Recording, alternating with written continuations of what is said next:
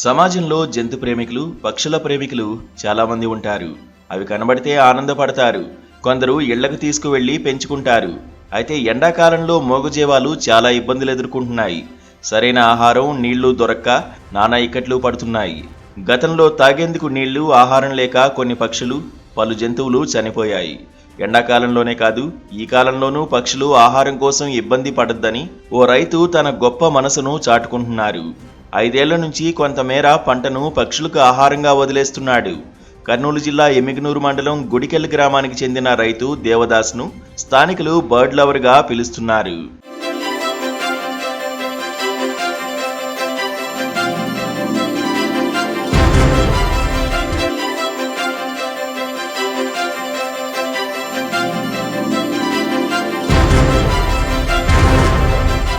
సాధారణంగా రైతులు తాము వేసిన పంటలో పక్షులు, జంతువులు పడకుండా పంటను నాశనం చేయకుండా అన్ని జాగ్రత్తలు తీసుకుంటారు. కానీ ఈయన మాత్రం సపరేట్, పక్షుల ఆకలి తీరుస్తున్నాడు. 75 సెంట్ల పొలంలో సజ్జ పంటను సాగు చేసి వాటికి ఆహారంగా వదిలేసి పక్షి ప్రేమికుడని పిలిపించుకుంటున్నారు.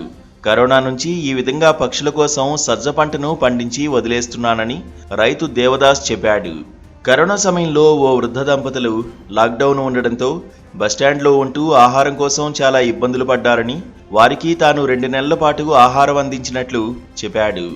మనుషులంటే ఆకలేస్తే అడుగుతారు, కానీ పక్షులు ఎలా అడగగలవు అని ఆలోచించి ఈ నిర్ణయం తీసుకున్నట్లు చెప్పాడు దేవదాస్.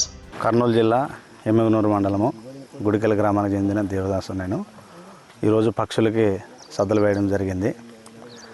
గతంలోన ఈ ఆలోచన రానికి కారణము, రాజేశ్వర హోటల్ కాడ ఒక తల్లిదండ్రులు లేని వ్యక్తి ఆయన అన్నము అడగడం జరిగింది.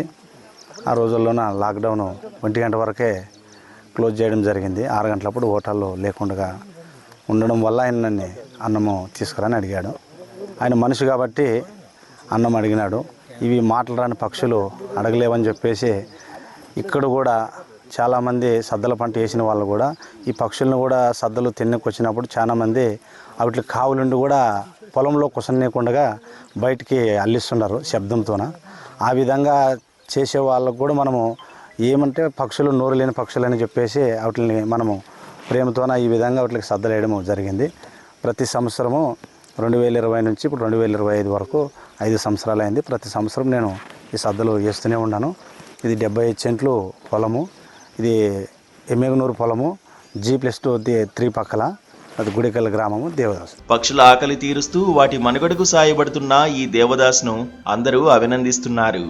సాధ్యమైనంత వరకు అందరూ ఈయన దారిలో నడిస్తే బాగుంటుందని కోరుకుంటున్నారు జంతు, పక్షి ప్రేమికులు.